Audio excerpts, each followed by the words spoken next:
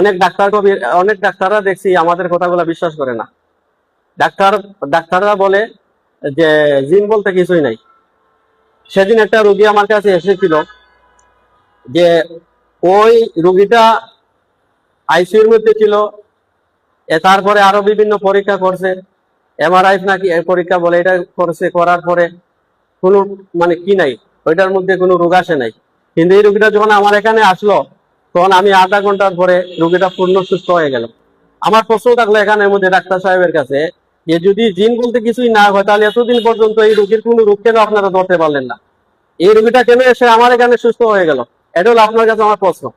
উত্তরটা পেয়েছে।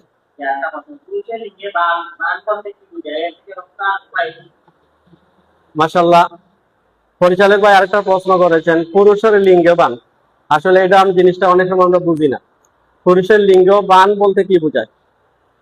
লিঙ্গের মধ্যে জাদু, অর্থাৎ পুরুষ বিয়ে করছে, অনেকদিন হয়েছে, সন্তান হয় না, বা স্ত্রীর কাছে গিয়ে সে অনেক অনেক লজ্জা পায়।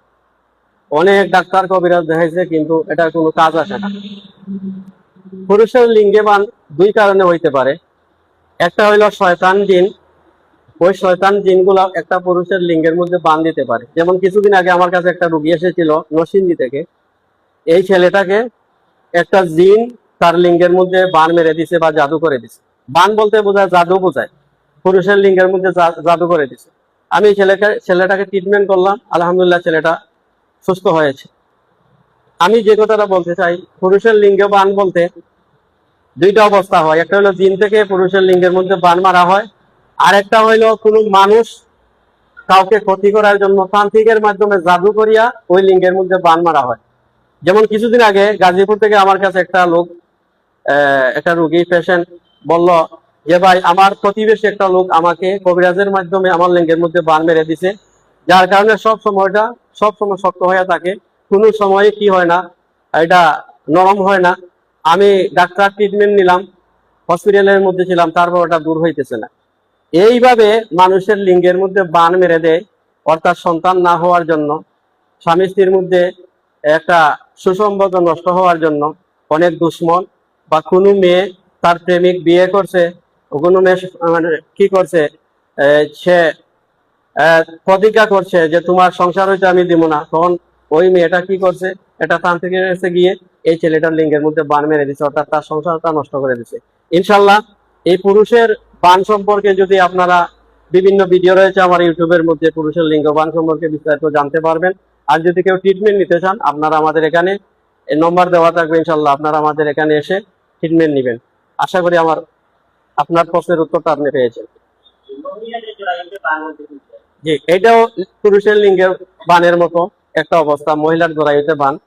অর্থাৎ মহিলার শরীরের বিভিন্ন অঙ্গের মধ্যে এই শয়তান জিনগুলা বসবাস করে। অনেক ডাক্তাররা দেখছি আমাদের কথাগুলো বিশ্বাস করে না। ডাক্তাররা বলে যে জিন বলতে কিছুই নাই। সেদিন একটা রোগী আমার কাছে এসেছিল, যে ওই রোগীটা আইসিইউর মধ্যে ছিল।